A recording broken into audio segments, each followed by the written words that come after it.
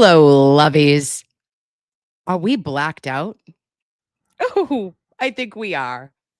Today is April 3rd, 2025, Thursday evening. Thank you for joining me at my house for an emergency meeting. It is a wild world that we live in. Carly is blacked out. She agrees.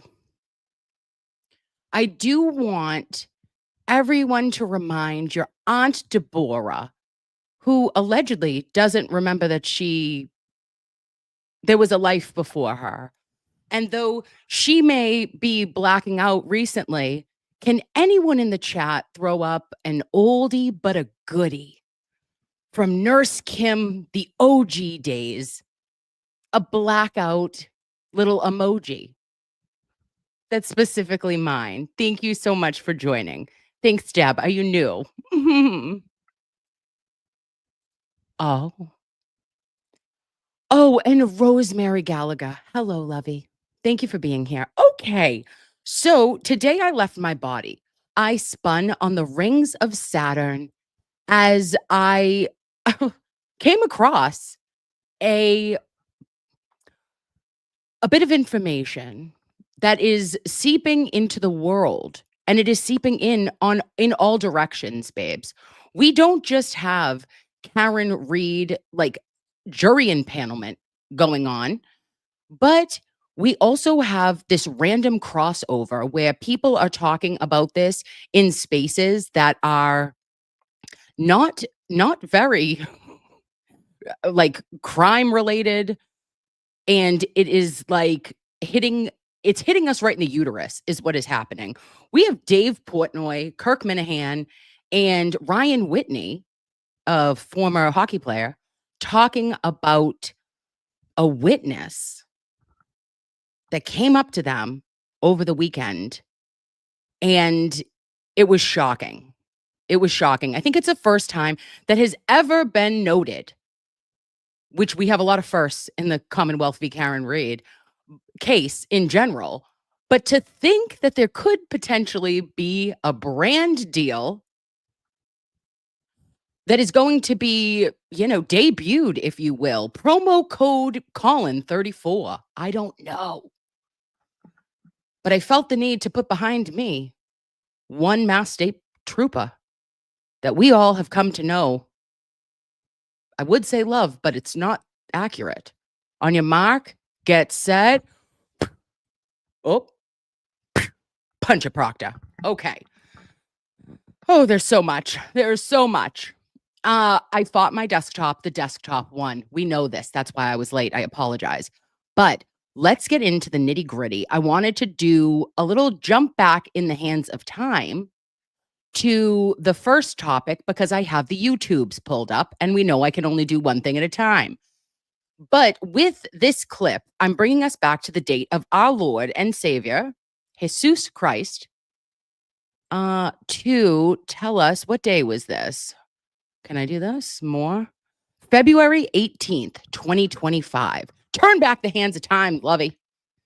And we're going to listen to Alan Jackson make his argument about the Sallyport video at Canton Police Department.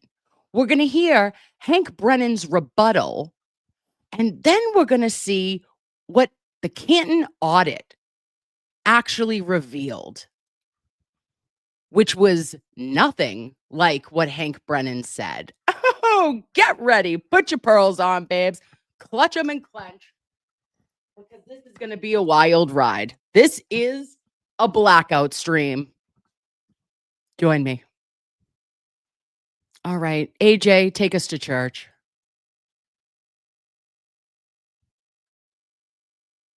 We said that you could videotape the download of the videos. You don't get anything else. If you want anything else, go to court and file a motion, which is why we had to file this motion. We don't think that it was necessary. This is metadata that is literally in the Commonwealth's possession as we speak. They have it. We're entitled to it. It's simple. That's all we're asking for. Mr. Brennan referred to the video files being placed on Canton Police Department detective file, which is yet another name for where this mysterious video may be held. And we said, it's easy to get the metadata. Let's just do a quick forensic image. It'll take less than a day. And all we want is the metadata for the 24-hour period, 23 hours and 59 minutes to be exact. And we don't need to file the motion. The first question I have is, why would the Commonwealth even object to this? It doesn't seem like something that they would want to object to. This is in their possession. Oh, sorry, babes. I have to make this go away. It's bothering me. Show less. There we go. All right, show less. And then how do I make this to be, full screen? There it is. There it is. She's come too. They know that they've got it or they've got access to it. Why wouldn't we get it? These videos, again, have been a pain point for this case. Oh. These videos have been a pain point for this case for time immemorial, since the beginning of the case. We've been demanding that footage from 2022, January 29th, 2022. We were told explicitly on December 12th that no footage existed when we went out and had an expert look at the DVR. Their analyst actually called Mr. Brennan when our expert, who was on the floor at Canton PD, asked, are there any original files that are in the possession of the Canton PD? The analyst went, I think her name was Colleen Crawford. It was Colleen. By the way, Hockey Mama 11, I fucking love you back. Crawford. She went and called Mr. Brennan, according to our analyst. Mr. Brennan then informed Ms. No relation to Mike Crawford of the Young Jerks. Continue. Crawford to tell our expert, get it from the defense. Whatever, if you want original files, get it from the defense, knowing full well that we don't have it. Right. If we had it, we wouldn't be there. And then it was that same day that miraculously the Canton Police Department revealed that, in fact, it did have some video footage on this either iCloud or video system. We take the position very clearly that this is Brady information. It's exculpatory information. The audit trail is also Brady and exculpatory, because the audit trail will tell us information that we won't otherwise have from the raw video. How did the footage end up on the system? When did the footage end up on the system? Who put it on the system? How many times has it been accessed? Has it been accessed at all? Has it been altered? Has it been manipulated? Has anything been deleted? Those are all data points that will be embedded in the metadata and the log files. The only way to answer those questions is for us to get it. That's all. And that's all we were asking of Mr. Brennan. We are surprised that he would object to that, because we would think that in point of fact, he would want those same data as well. Mr. Brennan made a point of saying, when he first came on this case, look, we want to give Ms. Reed a fair trial. We want to be as transparent as possible. And my hope is that was not just lip service for the media. I don't know why the Commonwealth would object to this. There's no. Oh, just kidding. Almost had a moment, guys. Yeah, just wanted to say, I noticed that AJ was a little bit breathier, okay? He was pulling maybe a bev, if you will. He was feeling a little Polly Pocket Cannoni at this time. We understand. But I like that he throws in that this is at a time that they believed Hank Brennan still wanted defendant Karen Reed to have a fair trial. Oh, times have changed. Reason to object to it. They have it. We want it. And now we're asking for the court to order it. I'll submit. Cheers. Brennan. It seems like another effort to portray some type of injustice brought upon the defense that. Oh, bitch. Hit it one time, hanky pank. This is very skanky of you. And at night, I'm feeling froggy. This is a nighttime Kim stream. So let's go, my guy. Half the facts are left out of the presentation. So talk about reality. The reality is that I invited them to come download the DVR, NVR, where they full well knew that I had no idea if there was still video on there, and why would they be 3 years later? Oh, I would like you to absolutely grab your number twos immediately, because you're going to eat those words, Hank. From 30 days and a 30-day turnover, we do learn in the Canton police audit that they hold 800 days. And why would they? Because no one ever knew. It's not what you told us, Hank, but keep going. And after they filed a motion making representations that weren't accurate. I no longer had the confidence to have off-the-record agreements with the defense. There has to be a certain level of confidence that when you have an agreement and you try to help the other side, that the memory of the discussion is going to be portrayed accurately. And in losing confidence, the best way to practice for discovery is motion. And yet the court asked me to meet with the defense after court, and I will always honor the court's request. So because of your order, we met with the defense. Now, And as what a matter of happened? background, when they came out to look at the DVR, there was no motion. That was by invitation. It wasn't lip service. It wasn't trying to spin a story for the media. It was a good faith effort to accommodate the defense to an entitlement that they weren't actually entitled to. Oh, to accommodate the defense to something that they weren't actually entitled to. Oh, Hank, this is going to be troublesome. You're going to be chomping on your number twos like a tiny beaver building a dam. I didn't go on the 12th and speak to the police officers because we were here on Dr. Russell. I went after because I wanted to know more about the cameras. I had never visited the station. I wanted to know about the process. And I wanted to ask firsthand anybody that was there about the process because I wanted to do due diligence. And when I met with the chief and other officers, I was told by a retired sergeant who was there, DGM Petra, that he was the officer who would download video upon request. He never downloaded a 24-hour period. He was never asked to. There was never a motion to.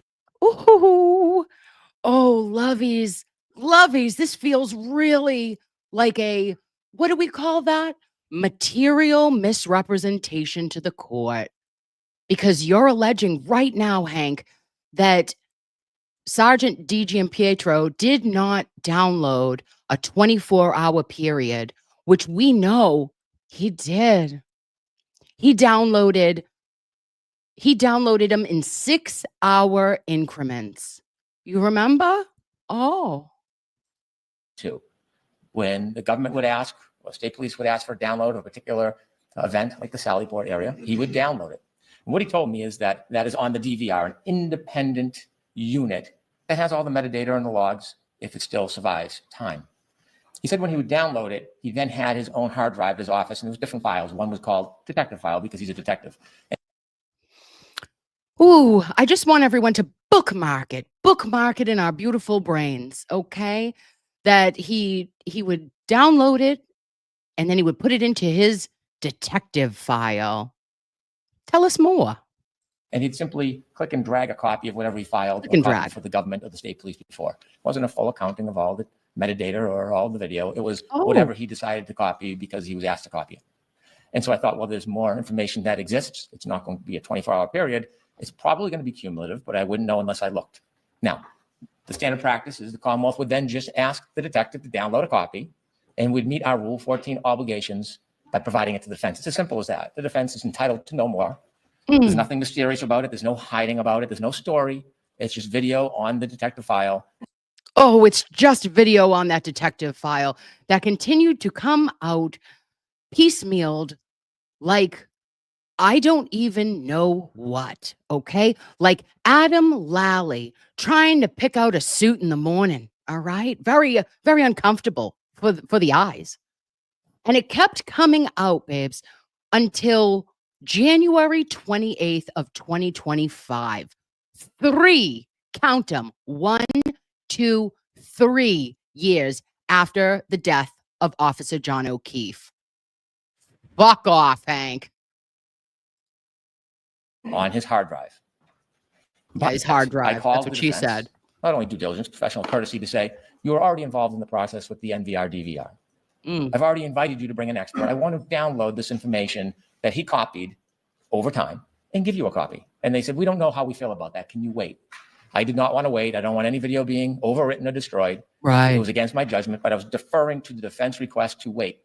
And now it has become part of the spirit of their argument of oppression that somehow there's something odd or miraculously hidden about this. It is simply video that the sergeant clicked and dragged to another file that we can go in, click and drag it to a hard drive, and give them a copy.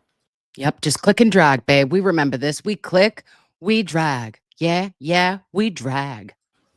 After you asked us to speak in the back room, the 6 of us were there. We had a conversation. We said we would simply copy the video, and then as another measure, which was unnecessary, we'd actually videotape it. Now, we did that because the defense wanted us to, and also it seems if it's on videotape, it can limit baseless allegations later. So we were happy to do it. And then when we got back to the office, Oh my gosh, so appropriate that Brennan, the human micropene. Hi, Lovey. Thank you so much for thanking me for your non-consensual parasocial best friend who I love to kiki with. And I love that you are here with me. the request changed. Under the spirit of Brady violations and due process, it was suggested that we were supposed to engage now in a different process, and that was metadata. I don't even know if the detective file has metadata. I don't actually know exactly what they're looking for. It's a simple click and drag process. Whatever video exists with the sergeant, we will give them. We're obligated to give them. The only delay has been because they've asked for all these different accommodations and different styles of doing it. And so we want to meet our responsibility, download the videos, and simply give them to the defense. There's nothing else about this issue. It's that simple. And technically, we don't have any other obligation other than to download it. It seems as though when I extend courtesies and obligations, it becomes complicated.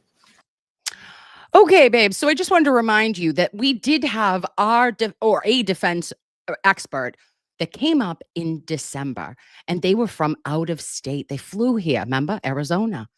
And they fly up and go and meet with Colleen Crawford. And she was at the Canton Police Department, and she goes, oopsie daisies, we've got nothing here for you. And that's why Hank is making this entire dissertation. And he's saying, you know, we just were clicking and dragging. That was it. Nothing to see here, babes. But we're going to find out from the Canton Police audit that there was something there and that it was always there. So if that was the case, then why was the expert not given access to the files that were in the detective file, not in the cloud, but were simply in the possession of Canton Police? Oh, because we know that we received additional Sallyport video in January.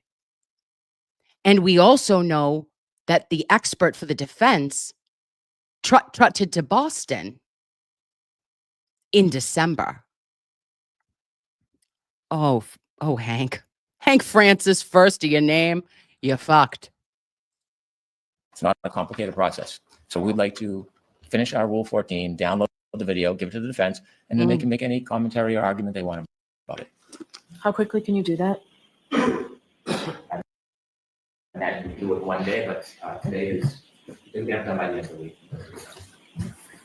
You want to make, I'd be very briefly, Yes, very, very briefly.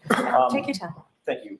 Mr. Brennan's confidence, notwithstanding, I don't know what to say about that, it's pretty immaterial, but his level of confidence is, I'm more concerned about his obligations as the representative of the Commonwealth.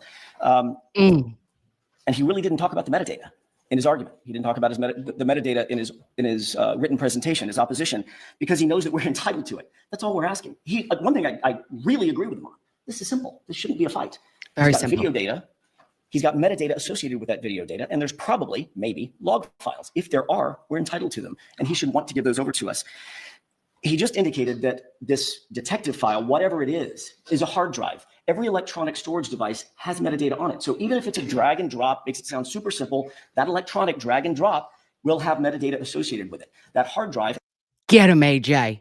every time it's accessed and the data on it is accessed, also will have metadata.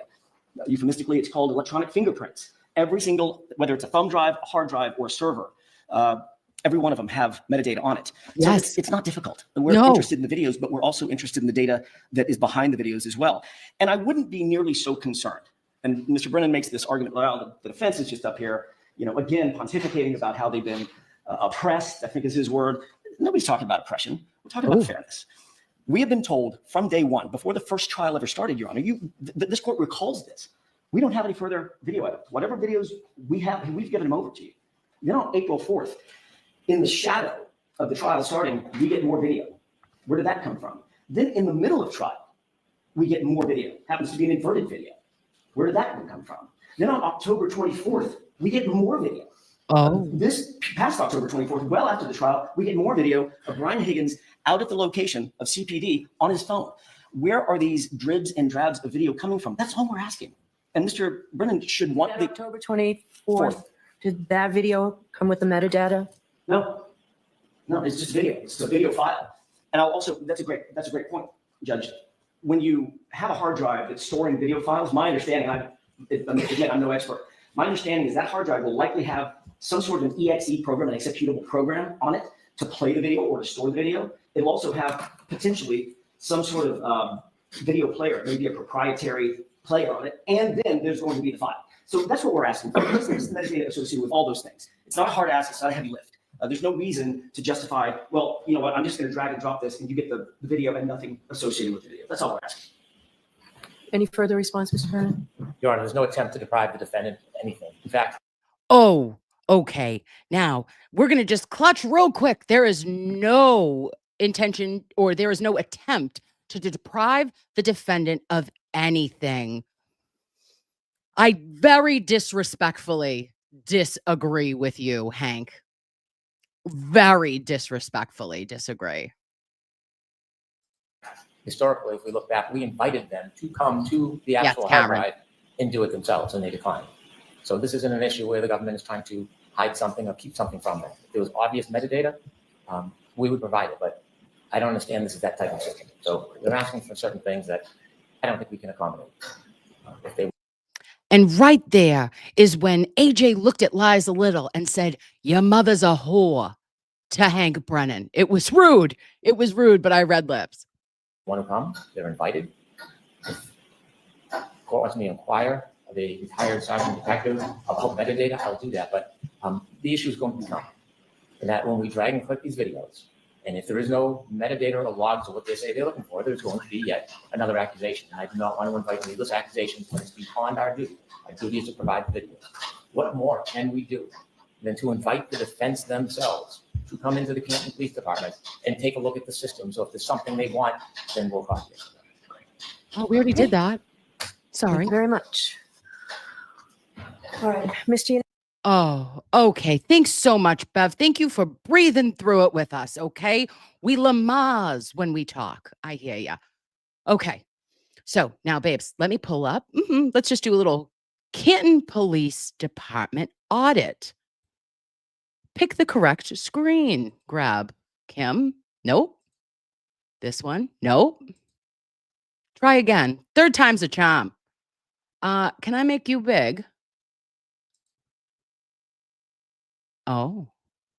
Nope. Oh, I can't read that. Oh, goody golly. I'm sorry, guys. I gotta grab the phone to read what it says on there. I hope you can read it if you can pull it up closer to your face, but she's aging and not so gracefully. Okay, we're gonna put this back there. Boop boo doo doo doo doo. Okay. And this is the one. As part of the audit, Canton PD Sergeant Retired met with the audit team and advised that he downloaded camera footage related to Karen Reed's Lexus SUV. Chief Rafferty said the vehicle was in custody of Canton PD from January 29th, 2022 until February 2nd, 2022. The audit team also reviewed a memorandum. Oh, I love a memorandum. Send it to me, Rafferty. On February 27th, 2025, that detailed the following in summary. Canton PD Sergeant wrote, beginning in February 2022, Mass State Police troopers requested copies of video from the Canton PD Sallyport from January 29th, 2022. Oh, I'm pulling this down. Are we blacked out? Oh, so you're telling me that in February of 2022, the Mass State Police troopers, which was who? Trooper Michael Proctor, had requested copies of the video from the Canton PD Sallyport from January 29th, 2022. Canton, let me put this back up. Sorry. Boop.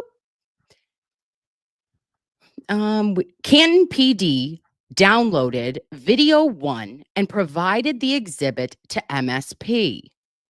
In June of 2023, again, Mass State Police requested video footage of Ms. Reed's Lexus SUV being brought into the Canton PD Sallyport, specifically the outside camera footage.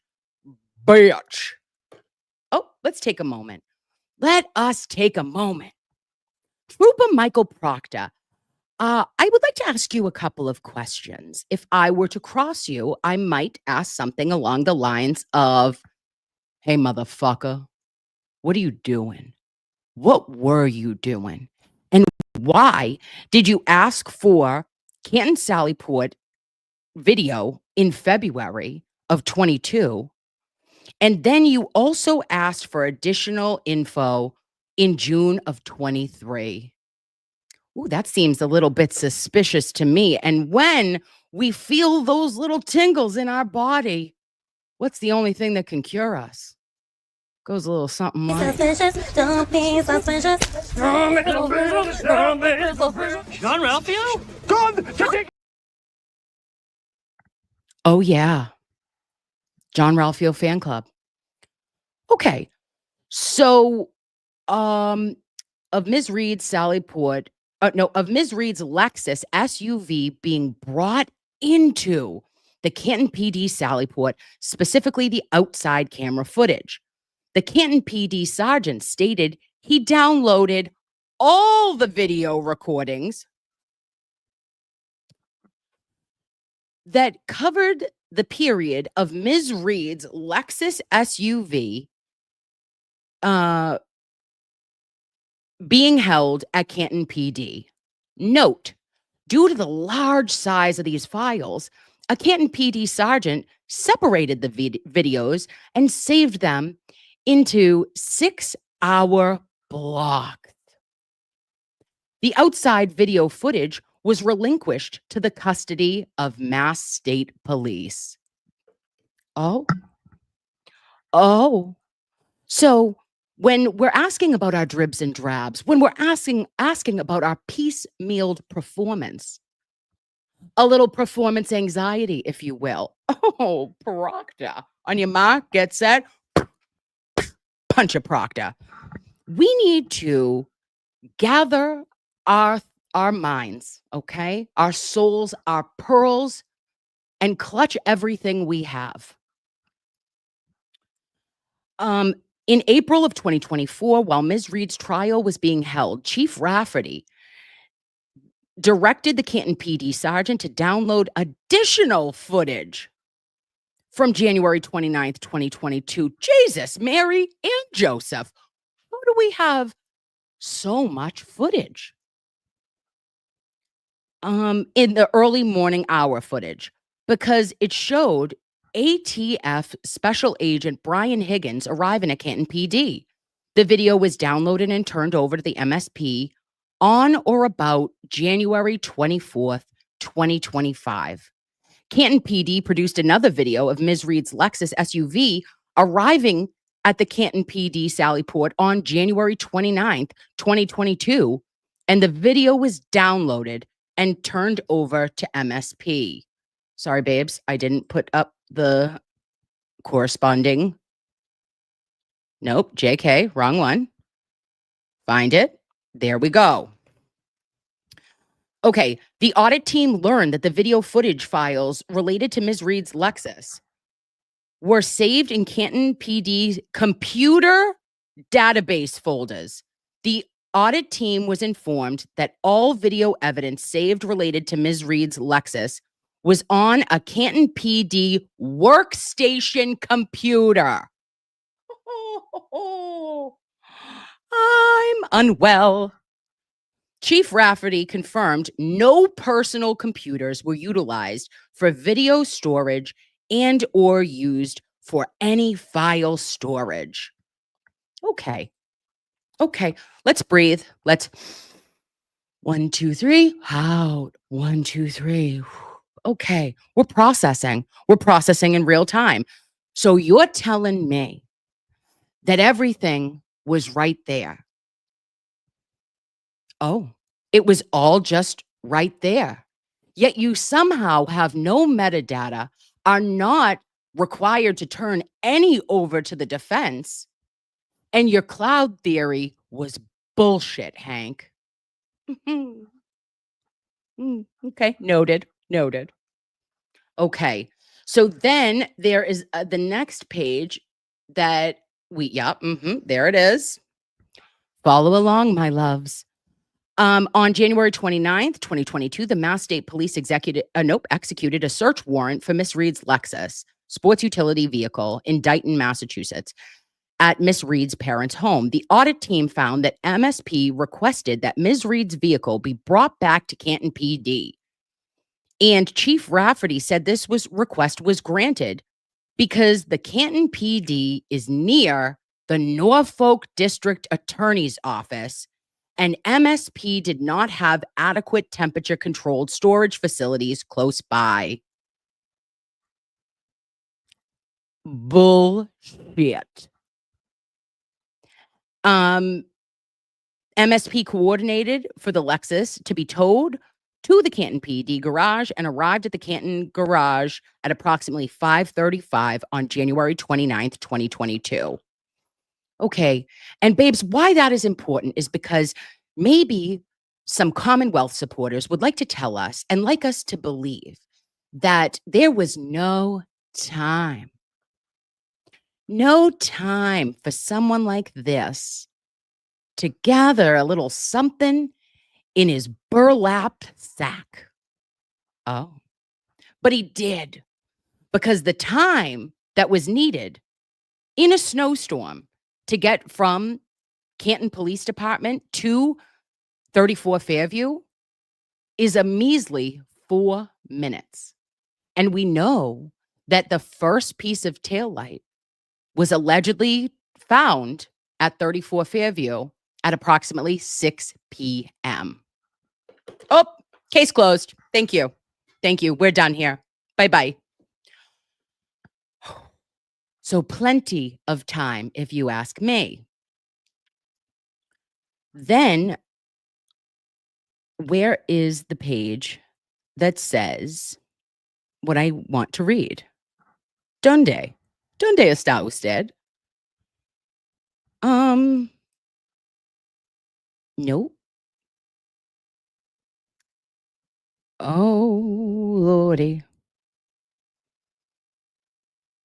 Nope. Nope.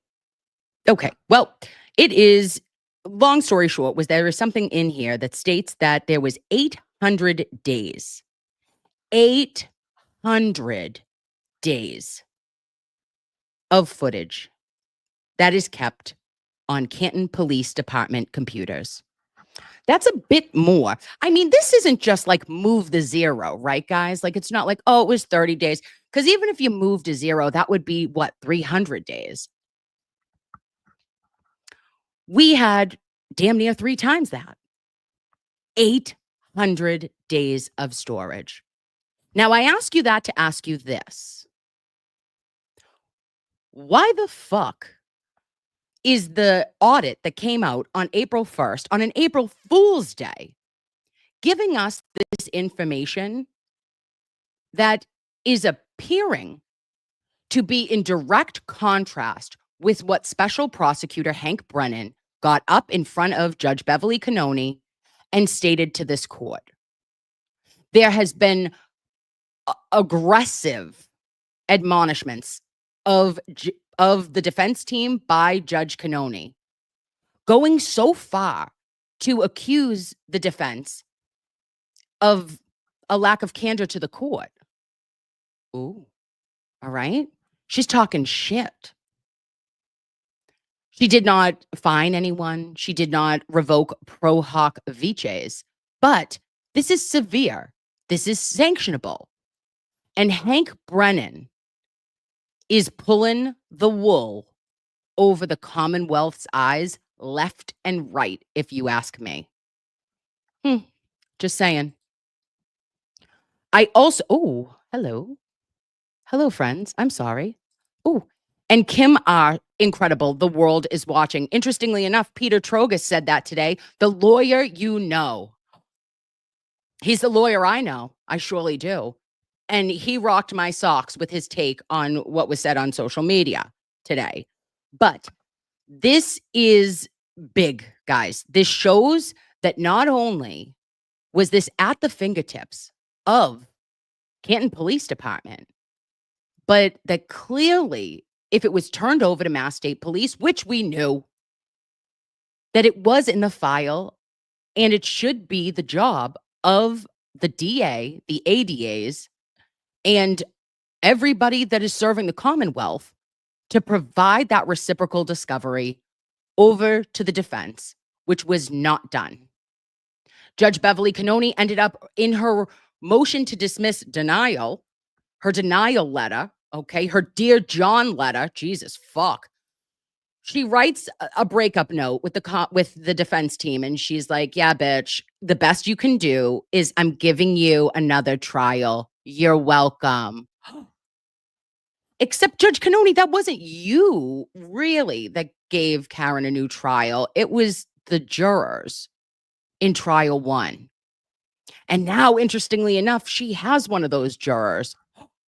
Even though she didn't deliberate, she was a lawyer and chosen as an alternate juror, but now she is sitting at the defense table. Oh, awkward, right? Am I right?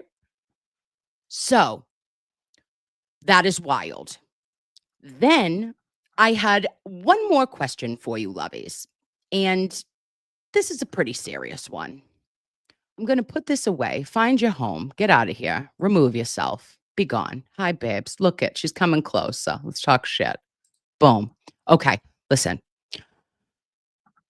There is a lot of talk, and in actually the Canton PD audit, it said that the only people that needed to be recused from 34 Fairview and the investigation into the unattended death of Officer John O'Keefe was Kelleher and Albert, right? Okay, Kevin Albert, because he's a police officer and he is the brother of Brian Albert. And I just say, why?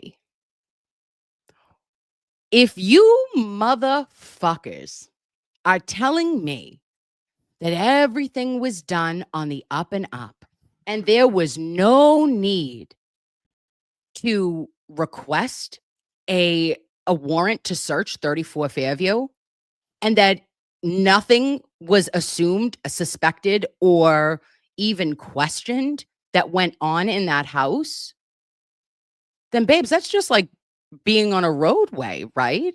And the lawn that Officer John O'Keefe was found on would have no connection to 34 Fairview, right? So why would Canton PD need to be recused if there was no connection to the house and the owner? Oh, because you're lying. Because Canton police recuse themselves because they know damn right well that Officer John O'Keefe looked like he was injured in a way that did not align with a vehicle on the early morning hours of January 29th, 2022. Am I right? What do you think?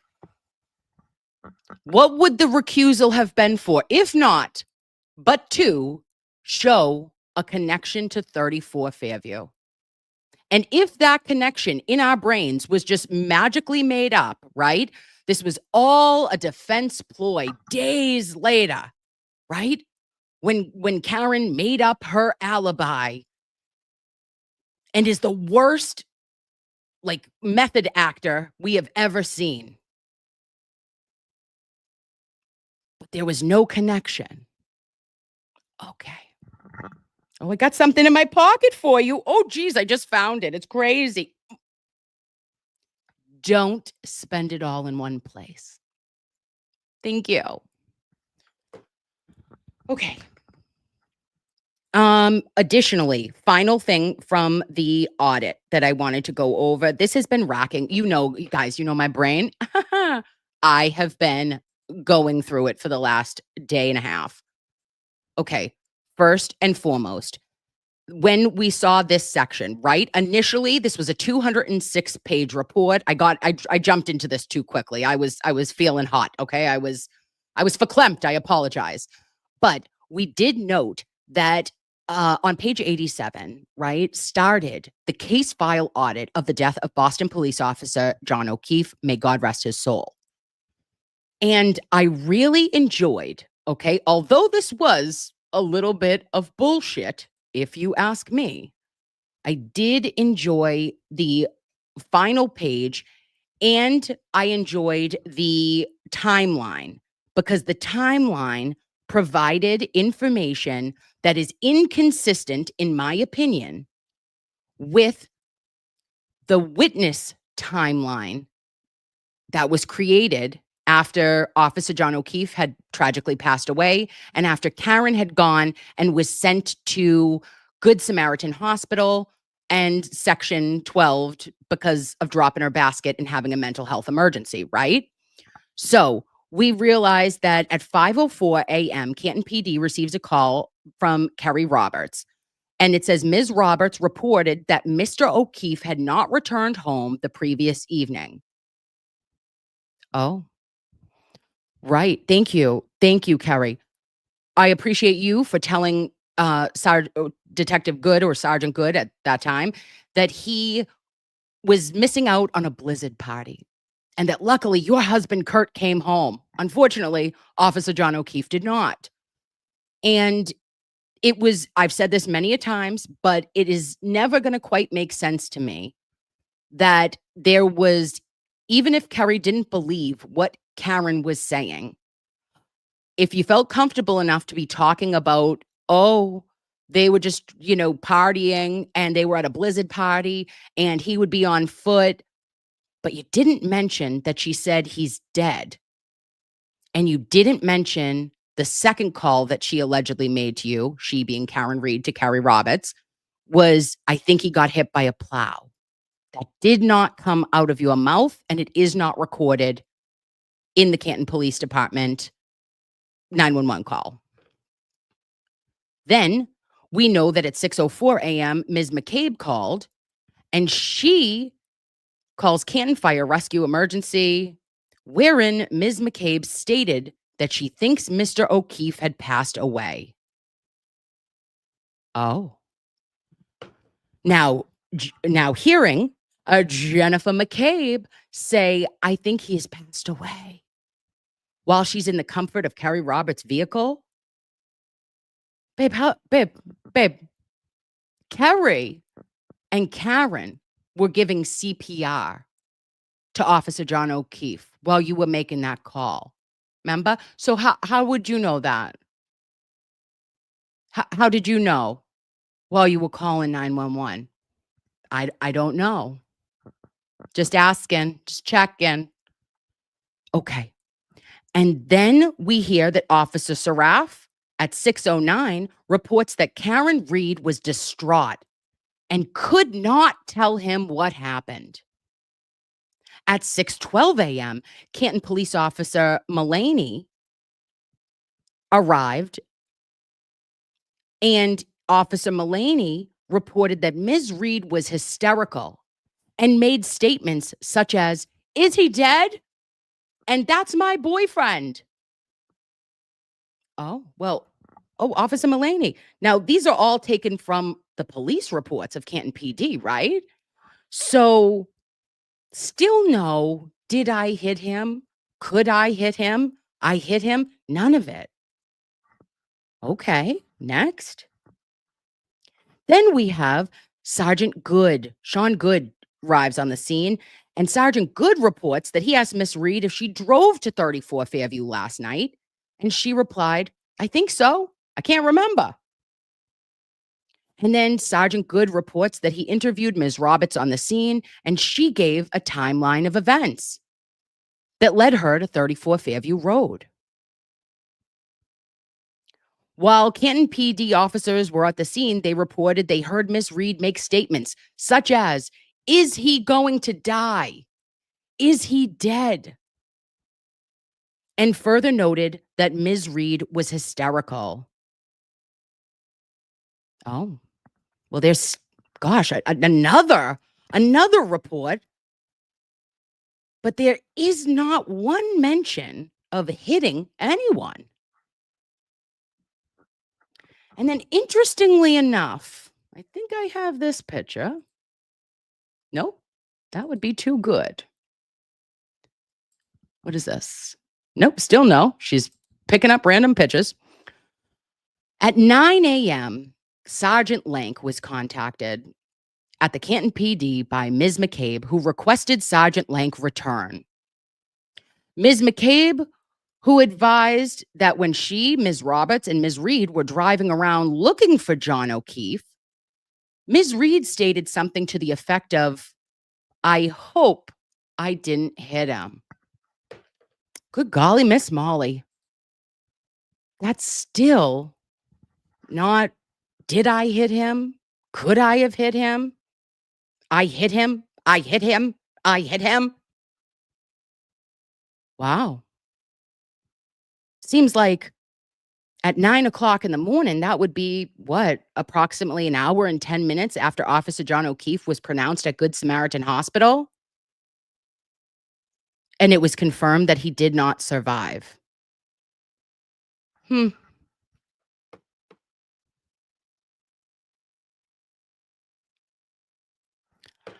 I have questions. Oh, and we remember this. Oh, be okay. Jen! Oh, that was traumatizing for us all. Trauma 1. Yep, absolutely. Okay, babes. So that was my key takeaways from the audit. Did they whitewash it a bit? Yeah, they did. There was one, oh yeah, let's just look at this because this is the final page. I'm wicked sorry. Sorry, I'm a little bit all over the place. I apologize, babes. But so the audit team found that Canton PD did not follow policy and procedures related to evidence collection and preservation. The audit team found that there were no Bureau of Criminal Identification units initially on scene, nor were crime scene kits available or used for evidence collection. Note, according to the Massachusetts Crime Lab, plastic is not recommended for packaging or storing moist or wet evidence items due to the acceleration of the decomposition of biological materials of the evidence.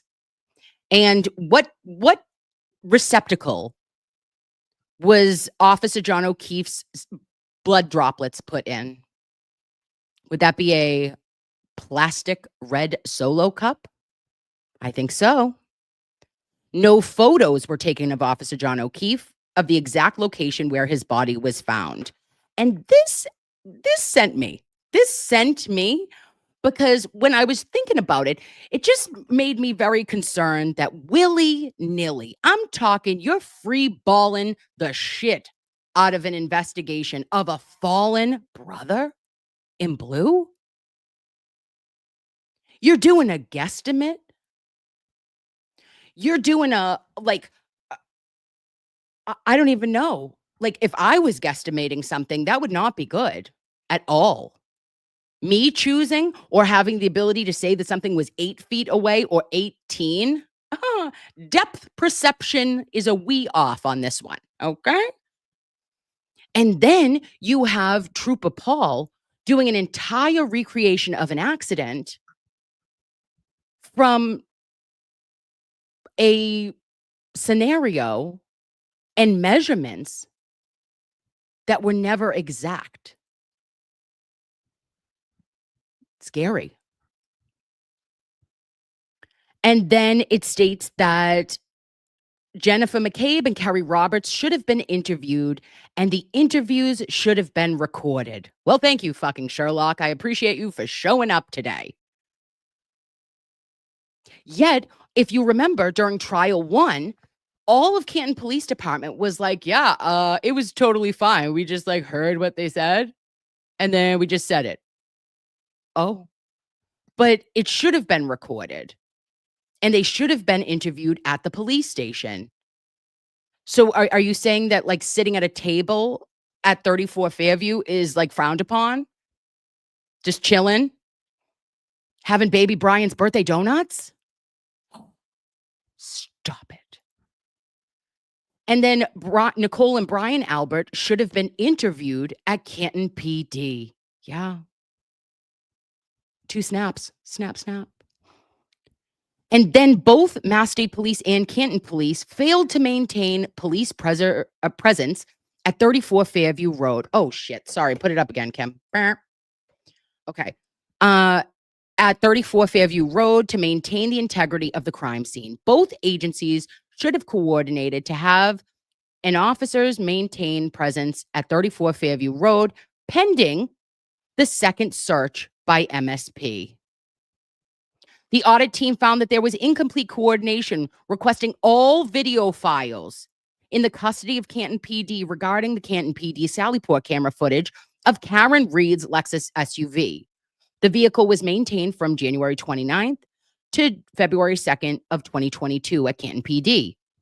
All video footage files maintained on the Canton PD's computer systems of Karen Reed's Lexus SUV while it was housed at Canton PD from January 29th through the February 2nd should have been requested and turned over early in the Karen Reed case to lead investigators for any action deemed appropriate. And then the final point on page 96 is each piece of evidence should have been carefully logged and tracked to establish the timeline of its handling. Well, as much as Commonwealth supporters would like to tell you that this was a slam dunk because the audit does at the end say that they did not see any evidence of a conspiracy from the Canton Police Department. Well, babe, I don't need there to be evidence of a conspiracy. There is clearly evidence of incompetence. There is clearly evidence of inept officers.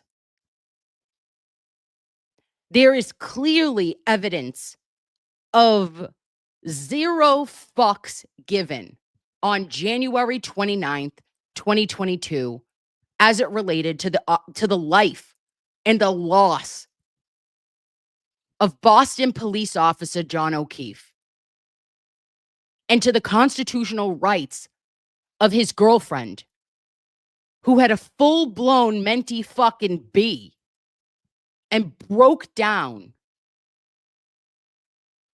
and had to go to Good Samaritan, the same very hospital that he was pronounced dead at, for her own mental health evaluation. You want to talk about trauma? It's shameful. And it was not done on the up and up. I feel as though it was the path of least resistance, the least paperwork, and the least integrity. And there will be consequences and prices to pay in this life or the next, good friends, for the shit you do while you're here on earth, in my opinion. Okay. All right, babes. That's where I'm going with that one for tonight. Now, I am going to bring to you a little piece of internet magic that occurred today on the unnamed show with Dave Portnoy, Ryan Whitney, and Kirk Minahan from the Kirk Minahan Show. And the boys have talked for 2 weeks now about Karen Reed. Last week, Dave made some comments. Oh, my eye twitched but he was asking questions. He said, "Oh, I think she might have done it, but I could never find her guilty. I could never vote guilty because he was bringing up butt dials." He brought up the Google search. He brought up the fact that Brian Albert, a Boston cop, did not come out of his house while another Boston police officer was on his lawn. Good questions, I'll give you that. And today was shocking. Last weekend, it was March 29th and 30th in Nashville, Tennessee, was a yearly event called IceCon. Okay. And in IceCon, Ryan Whitney goes, he does like a little bit of a family reunion. Dave Portnoy went. And when the boys were there, you will never guess what happened. I just want to let Peter Trogus know, all right, my friend, lawyer, I posted it first, but I don't make it weird. It's okay. Just cite Nurse Kim next time. But look at this take from Peter. It is A+. Be ready to clutch your pearls. A hockey podcast. They do some event where they invite a bunch of hockey guys and they watch hockey games together. And they're at this event. And listen to what happens. No. Brutal. And then there was a kid and people, because Nashville, like, that's a party town. And people are buckled. And this one kid is just, he's a witness in the Karen Reed case. Yes. So there is a kid whom they call a witness in the Karen Reed case. They don't say his name. So I don't want to necessarily jump to conclusions on who I think this might be. You guys can guess in the chat. But a kid that is a witness in the Karen Reed case comes up to them at this hockey sporting event in Nashville, not Boston, in Nashville, to talk to them. And basically it sounds like brag that he is a witness in the Karen Reed case. That's how much this case is being talked about. Do you understand how wild that is? Like, do you guys understand how wild that is? We're at a hockey event. Everybody's drinking. Everybody's watching hockey and screaming and cheering. And some kid walks up to Portnoy and the boys and says, "I'm a witness in the Karen Reed case." That's crazy to me. So I don't know which one it is, but it gets better. I'm like, what the fuck? I go, who called you? The prosecution or defense? He goes, both. There's a big video of him actually, like in Turtle Boy, getting into it. So there's a big video of Turtle Boy and him getting into it. He's giving clues, right? The prosecution and the defense. I don't know who it is. I'm not even going to try to guess who it is. But they're giving a lot of clues. And he's coming up and he's like, "Yeah, I'm calling from both sides." I didn't say Colin. I said, I'm calling, being I'm called from both sides. I got into it with the video of Turtle Boy. I don't know if Portnoy knew that or if the kid told him. But isn't that something? Like, oh yeah. I told him I didn't even know anything. I told him to give him a brick watch. He's like, "I'll wear a brick watch on trial." It's like, all right, fine. Yeah, he said to me, he's like, "Hey, he gave me 2 email addresses to send, but he's not going to send me a brick watch. I know." And I go, "He'll send you one. He'll send it. Yeah, he's got 5 million of them in I'll stock." send a brick watch. The other thing, I knew it was going to be a long day. The second. So then he just goes back into what the day was like. So then Brick Watch, I had to look this up, is a company owned by Dave Portnoy. And so I guess wearing the watch at trial is almost a bit like a bingo. Somebody just said I didn't have I always read the chat as I'm talking, and sometimes it throws me off. Somebody said I did not have Portnoy saying Turtle Boy on my bingo card. Yeah, me neither. But basically, somebody potentially could get a brand deal during a trial. Have we seen that yet? Have we seen somebody going on one of these live stream trials with a brand deal, wearing a shirt or a watch, and he's going to wear a brick watch from Portnoy to promote his watch brand while he's being called in a trial? Ain't that something for product placement? I mean, my mind was blown. Say whatever you guys want about any of the guys on the screen. You love them, you hate them. That wasn't the point of the video. The point of the video was the world is watching. Oh. Okay. Okay. I have questions. Mm-hmm. Okay, so your girl watched that IRL real time. I watched it while the boys were saying it. We just watched Peter's reaction to it. But I said, "What the fuck did you just say?" Okay, so babes, I'm gonna need us all to take a moment and think about what was said.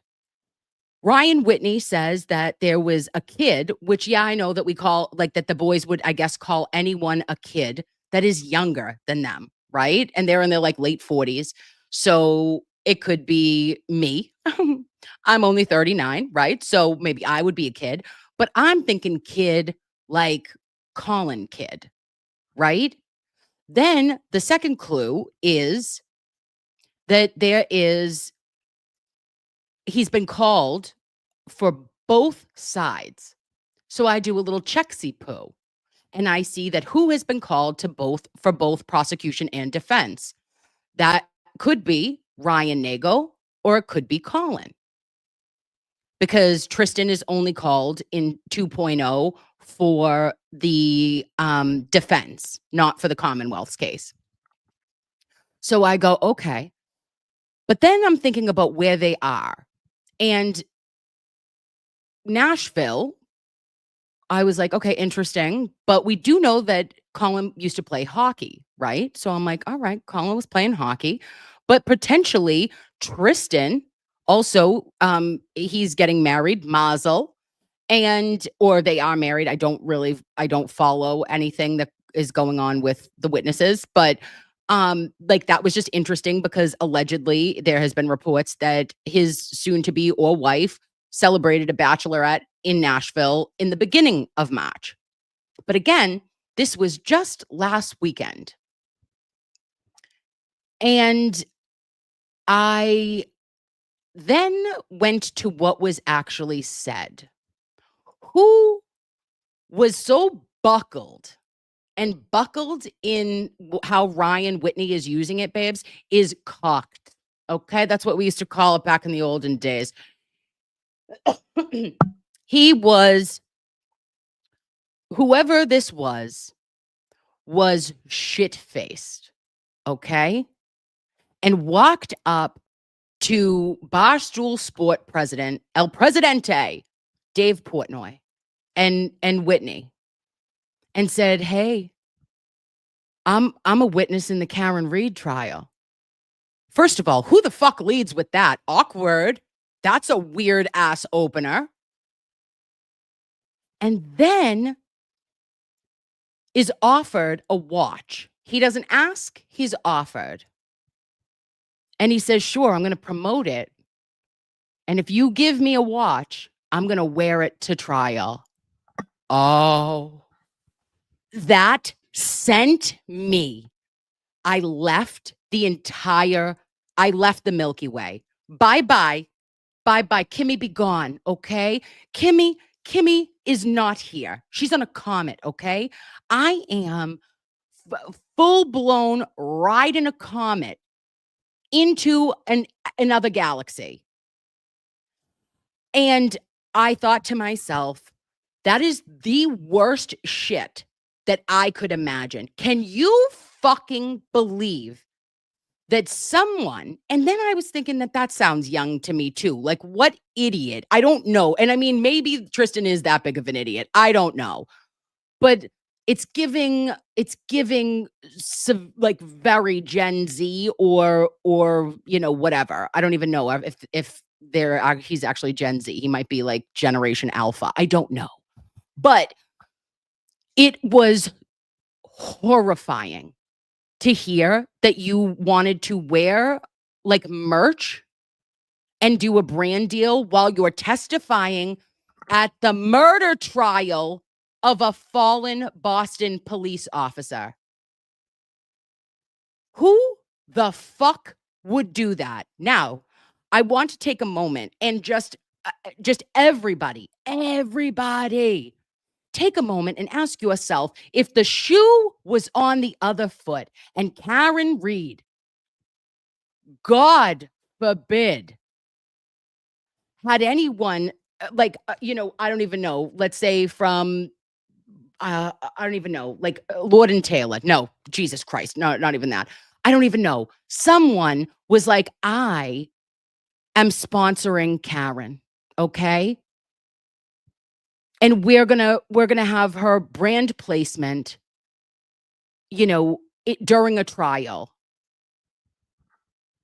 Stop it. The Commonwealth, Judge Canoni would arrest her.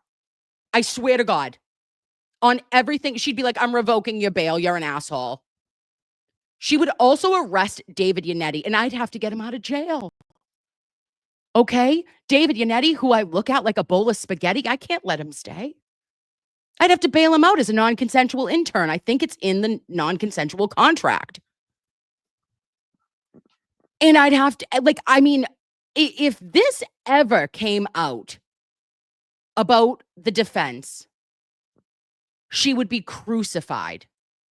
I post this and I say, I will never, ever hear a word from a troll online ever again about social media coverage of this case and the impacts of social media and or disrespect to the court, and that we've made this a circus by having an opinion that is not in alignment with the Commonwealth's bullshit.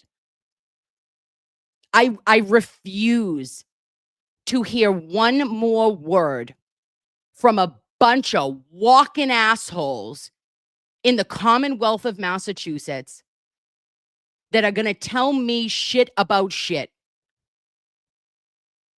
when you're trying to make a brand deal for your testimony.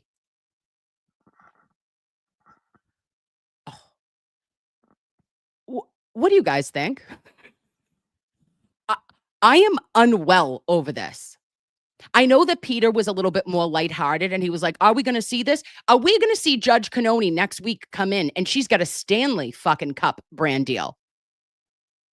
Are live stream trials allowed to be monetized, or is this, to me, it feels so disrespectful. And I have a billion people in the chat saying, you dumb bitch, right? Or not in the chat, in the in whatever I posted in the comments, and they're like, it's not a big deal. Who cares? Who gives a shit? I do. I think it's so disrespectful to Officer John O'Keefe's life and his memory and his family for you. And I don't think it was a joke. I don't think it was a joke at all. Since somebody walked up to Ryan Whitney right afterwards and said, hey, you know what I would love? Can you make sure that I get my watch? I did take his 2 emails. Do you think he'll really send it to me? Oh, look, I don't know who you are, but whoever you are, whatever witness you are, I have something in my pocket for you. And it is right there. Double. So funked up to do that. Oh, yep. Ashley says it's a huge effing problem. Agreed. Oh, hi, Nan. Wait a minute. Where are we? What did you say, Nan? I can't hear you. Oh, I missed it. Did I really miss it? Sorry. I was just wondering. She said as an officer of the court. It was too far. Okay. And to me, it was just a slap in the face to the O'Keefe family, number one, and Norfolk Superior Court. And I just was very taken aback. The world is watching, guys. And this is all playing out. Yes, was that on social media? Yes, is that on an incredible, they have millions and millions of subscribers over on Barstool. There are boys, right? Like that are just, fucking Saturdays are for the boys, right? They're hanging out. They're golfing. They don't know shit about shit related to Karen Reed or the trial. And then they're hearing their 3 favorite massholes talk about this case. And this is the opinions that they're getting. And they're learning a story about a witness who is willing to actually just, be a part of product placement. I don't know. Oh. Yeah, why not? I hear you. Well, and Peggy says that the house of cards is falling. Oh. Hi, Will. Will, what was your take on the potential brick watch? I'd like to know. I know that you saw it. You were in my comments. It is. Yep. Lover Romy with cheese says it's gross. And KCL says this is a problem, Kim. Yeah.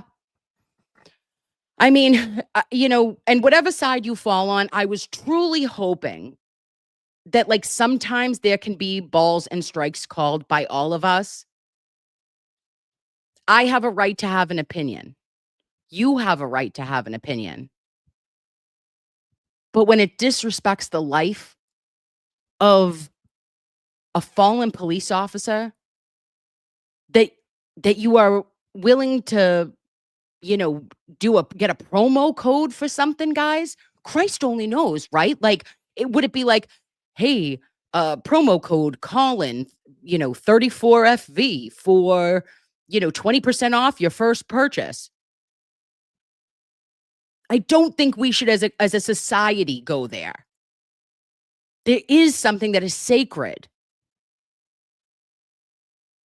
And that you have to sleep with yourself at night, right? You have to look at yourself in the mirror and say, hey, like, I'm making good choices and I'm never trying to hurt anyone. If you unintentionally do, I'm sorry. I didn't mean to,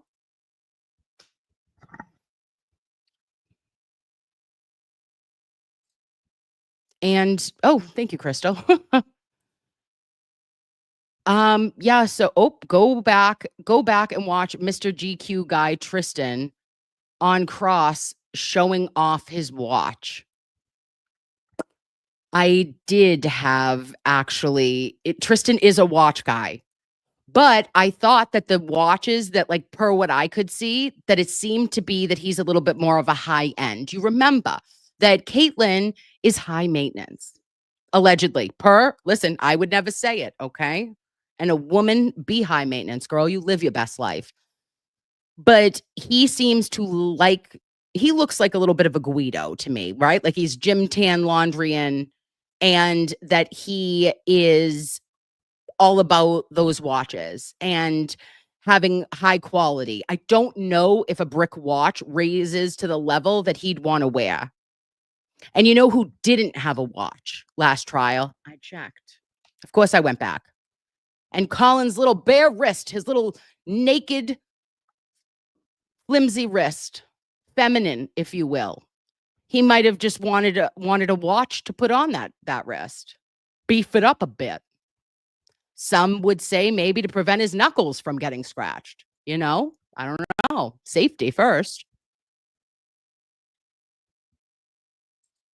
Oh, Southeast Sally. Brick watches are spendy. Is $500 for a watch spendy? I don't know. I'm timeless. You might be right, Southeast Sally.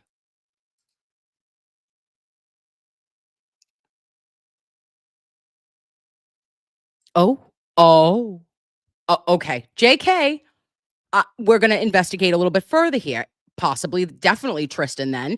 If Crystal's saying that they're $2,400 and Dave's just giving away a $2,400 watch to some fucktard at an ICE convention, Jesus Christ, Dave. Oh, God. I know he has good business sense, but that seems a little bit Seems just a wee bit of a waste of money.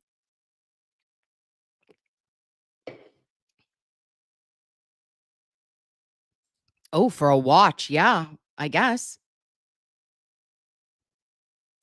Oh, KCL said she just checked multiple watches on the site for $1,920, apparently discounted. Oh, okay. All right. Okay. Maybe that's why he wanted some brand placement, I guess. Jeez. Whew. Oh, bricks are watches are knockoff Rolexes. Looks like some day dates and some look like Daytonas. Oh, Tom Brady wears a brick. Oh, well, if Tommy Terrific wears it, I support it. I also do typically like Dave Portnoy. I thought that was like a weird take. But of course, he didn't say, reminder, babes, he did not say that I asked him to wear it in trial. Whoever it was said, I'll wear it while I'm testifying in the trial. Oh, I wouldn't send it for that, Dave. Dave, from a PR standpoint, maybe don't send the watch, you know? Or maybe send the watch if you're feeling like you are generous and you would like to give a watch. Just wait till after the trial. Don't allow there to be that kind of press for your company and for you. I don't think you would like to be connected to it, in my opinion. And do what you want, because who the fuck am I? So, oh, Squirrel Gang, you've never in your life heard of Dave Portnoy. He owns Barstool Sports. And he had the most expensive house on the Cape ever sold. He's a very rich man. Oh, and Crystal says, I have a feeling no one's going to be wearing a watch now. Yeah. 2.0 is going to be, listen, no one knew time to save their fucking souls in the first trial. And I could guarantee you that a new timepiece would not prevent or allow them to make better choices as it relates to their recollection of time management of what the fuck happened on January 29th. Yes. And of course, Jackson's nickel, and he is from Massachusetts. So is Kirk. Kirk was one of the other guys on the show. And Whitney he lives in Massachusetts now. I don't know if Ryan Whitney is actually from Mass, but he is here now. And we have 600 on eBay. Thank you, Raul. All right, loveys, that was it. I just wanted to come on and tell you I love your faces. Hold, please. Let me see humans. And we have Hockey Mama 11. I love you so much. Thank you so much for being here with me. And just south of history, because you're always there for us, Kimmy, and we do frickin' love you. I frickin' love you back, babe. And Lola, she was a good dog. Stop it. No days off from clutching your pearls with FKR. We are going to be so busy, babes. When I tell you we are cooking with gas, moving, shaking, making a jury, it's happening. This Baker's dozen is coming together quicker than Lally making donuts in the first trial by baking them with what if anythings, you know? Okay? We could be, in theory, if everything got seated by Wednesday or Thursday next week, which is a long shot, but it could be as soon as Monday the 13th to start Karen Reed's trial 2.0. We will do Lamaze breathing, goat yoga. We will do it all. And Colin Albert did it. Thank you so much, Lovey. Says, I hate bias Bev. She needs to be removed. Totally. I feel you. I hear you. I love you. And Lola, she was a show dog. Now I'm going to do it every single time. I wonder what else was in this detective file. The world shall never know, Lola. And, I just wanted to say, Jenna Hags, a member consensually at Nurse Kim's house for 5 months. Stop, Lovey, and miss your face. I miss your face. We need to have a get together soon. And then we also have Kelly, if Chloe bet you must acquit, says the only reason additional videos were turned over was because this report was going to come out shortly after. If there was no audit, it wouldn't have been. Totally agreed, Kelly. Like, and when Hank Brennan at some point I know it was the February hearing, I just don't, one of the February hearings, I can't remember which one, he was like, if we didn't want to show it to you, we would have hid it. Oh, and he wanted a medal and a chest to pin it on. Okay, he wanted it all. He was like, give me accolades. Love me. Pick me. Choose me. Oh, sorry. There we go. And then we have Stephanie Park. Thank you so much, Lovey. Says, hey, Kim, I'm an NP at a large hospital in Phoenix. I showed 50 RNs and MDs the photo of Officer John O'Keefe's injuries while at work this week. Everyone opined the injuries were from an animal attack because they are XOXO NP Steph. Oh, hi, Steph. Hello, my nurse practitioner with the mostest. Thank you so much for doing a case study on your own time and providing us with additional findings, which we have gotten from every single major Boston hospital. I have nurses at Mass General, at Brigham and Women's, at BMC, at Leahy and Burlington, at Lowell General, that have all opined, physicians down to CNAs, that would say, which not down to CNAs, love you CNAs, but have said to us that that is no way consistent with what you have seen in your training and experience, that would ever not only be inconsistent with a low speed MVA, but it is inconceivable. You know? Stephanie Park, my email is legalnursekim@gmail.com. Send me an email. And Kelly, if Chloe bet you must have quit, says Proctor plants more plastic. Jesus Christ, Kelly. You wanted that. You wanted that moment, right? You wanted a little from the Kim. Proctor plants more plastic than a cosmetic surgeon. Love your face. I love your face too. Thank you for being a consensual Nurse Kim member for 6 months. You've stayed for far too long. Okay, I gotta let you go now. It's not for you. You know, you can't be here for long. You gotta love you. I gotta let you go. And then PJ Wood says, I love your personality, Kim. You're great at this. Love from Texas. Thank you so much, PJ Wood. I'm a nut. And we have Brent Mack says, I have 3 smoking guns to FKR. You can get to the A team. I have 3 smoking guns to FKR. Can you get it to the A team? Do I have a direct line, Brent Mack? No, I don't. Do I know a guy who knows a guy? I do. legalnursekim@gmail.com. Wink. And Krista, limited edition, says, sending some love and light to my new non-consensual BFF from Canada. Love your face. And I love your face, Krista. You're so lovely. Who's the prettiest princess in Canada? It's you. And Deborah says, is this not insane? Like what? Just when you thought the fuckery couldn't get any worse. By the way, I love your face. Deborah, listen to me, okay? I needed to come on. It was an emergency meeting. We had to talk all the shit. We had to work through our feelings and say like, have we come back to earth? Do we need to go touch some grass? Yes. We touched grass together. And we're trying to like reapply normalcy, which it seems to be long forgotten in Norfolk County. And it's Dubra, not Deborah. I'm sorry, Lovey. I'm blind. Says AJ Yannetti, Alessi, subpoena them. Oh. Do it. Just look at we're being AJ. Just do it, right? And then we have Oh, Bellabrat for you says, and Kim agreed. However, do we have corroborative evidence that this actually happened?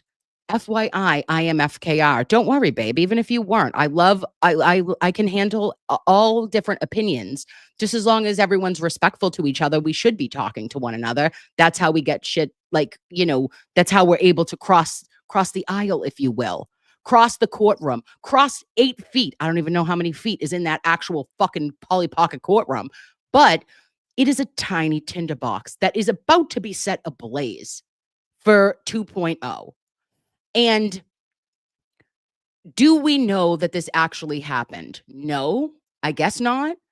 But I don't consider I don't know why the boys, I know that they were there. I saw photos of them at IceCon. And I don't know why someone would lie about it. But you're right. There is no evidence that it actually occurred unless you could place one of them in Nashville on the 29th or the 30th.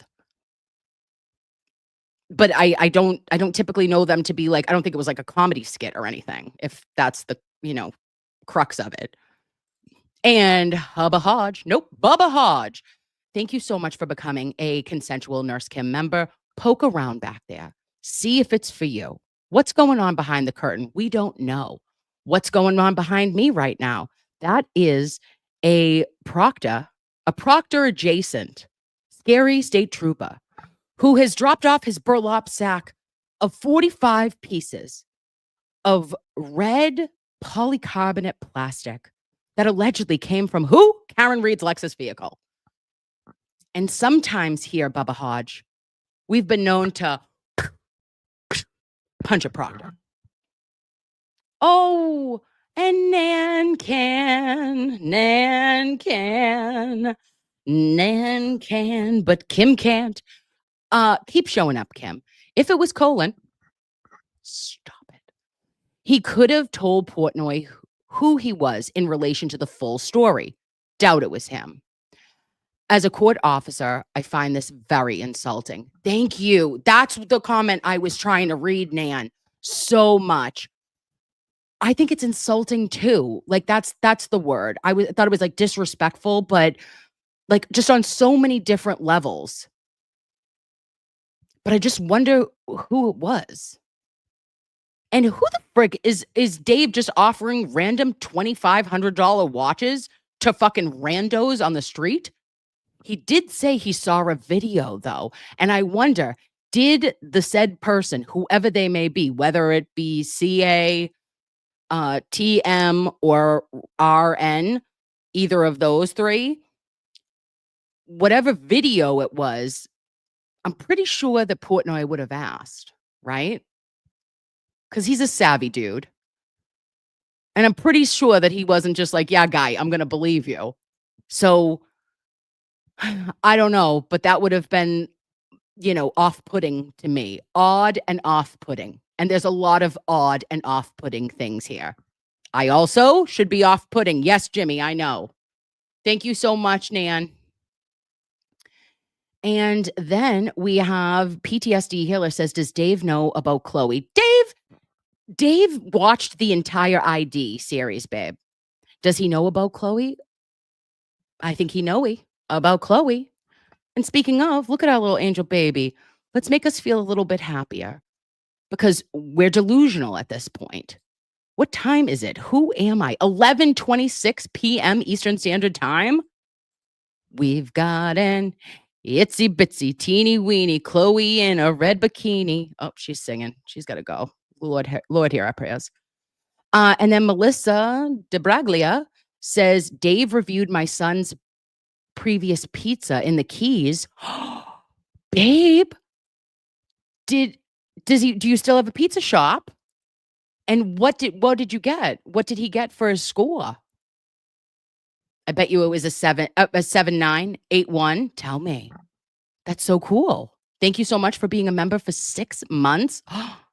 I should give you guys you shouldn't have to be here for this long. I'm sorry. It is not a really great thing. It's just just train of consciousness most times, just streaming out that no one asked for. And Bella Brat 2 says, here's hoping that there are Stephanie Park nurses on the jury. Yes, totally agreed. I want nurses. I want mechanics. I want plumbers. Carla, Ohio, thank you for being a member for 2 months and saying thank you for bringing us this and all you do. Carla, Ohio, first and foremost. I'm obsessed. Is that an English bulldog? If you want to have a play date with Kino, we are available. Okay. And I am happy to be here with you. And I'm so thankful that you even show up anytime, guys. And PTSD healer, not dealer, says, know about Chloe. Sorry for the typos. For the love of Miss Peaches. Yes. Oh, that's so true too, because he is a dog lover. Oh, and Pete the Beagle. If he knew that maybe the people, the owners, the Alberts of 34 Fairview just got rid of their family dog that they had for 7 years. Interestingly enough, immediately right after chalks were provided, aka posters, in court by Liza Little that showed injury to Officer John O'Keefe's arm. All of a sudden, he's trutting up to, or she rather, is trutting up to Vermont to her new house on a farm with Ben and Jerry. I don't think that's very Miss Peaches and Pete the Beagle adjacent. It's assault, really. And Melissa Hubla says, how am I just finding you? You're awesome. Let's go. I don't know, but thank you for being here. And, this is what it is. It is unhinged most days, but I'm real, right? Like I do say what I mean what I say, and I get it. It can be a lot, but I appreciate you for being here, and I love your face. Thank you. All right. And Barbara, my gal, says Yuri is Portnoy obsessed. Yes, they did a pizza review, or he was at a pizza review with 10, well, no, it was probably 15 10-year-old boys. Okay. We had some prepubescent boys, and we had Yuri's tight khakis, right? It was uncomfy to all your senses. And he was just fangirling like the queef he is, It was on brand. It was Yuri branded. So on that note, I wish you guys the best friggin' Thursday night. I hope that you are clutching your pearls, but also that you will sleep so well. So sleep tight. Don't let the bed bugs bite. And I will be streaming soon. Mwah! I love your face. I'll talk to you soon. Bye, guys.